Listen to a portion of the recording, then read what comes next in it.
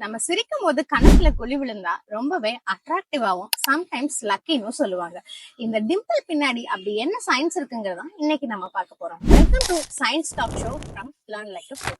இந்த டிம்பிள் பின்னாடி என்ன சயின்ஸ் இருக்கு அப்படின்னு பாத்தீங்கன்னா, நம்ம நார்மலாவே ஃபேஷியல் எக்ஸ்பிரஷன்ஸுக்கு ரெஸ்பான்சிபிளா இருக்கிறது நிறைய மசில்ஸ். அந்த மாதிரி சிரிக்கிறதுக்கு என்ன மசில் ரெஸ்பான்சிபிளா இருக்கும் அப்படின்னு கேட்டீங்கன்னா, ஜைகோமேட்டிகஸ் மேஜர்ங்கிற மசில்.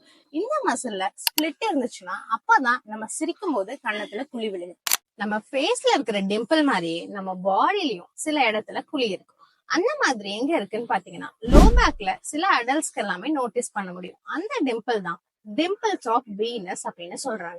இந்த டிம்பிள் பாத்தீங்கன்னா நார்மலாவே இருக்கும். இதனால எந்த ஒரு அப்நார்மலிட்டியும் கிடையாது. இதுவே நியூபார்ன் பேபிக்கு பாத்தீங்கன்னா இடுப்புலயே மேல் பகுதியில உங்களுக்கு ஒரே ஒரு டிம்பிள் இருக்கும். அந்த மாதிரி இருக்கிறது நார்மல் தான். பட் எப்போ அது அப்நார்மல் அப்படின்னா, பஞ்ச் ஆஃப் ஹேர்ஸ் அந்த ஏரியால அதிகமா growth இருக்கு அப்படின்னா அது அப்நார்மலிட்டி.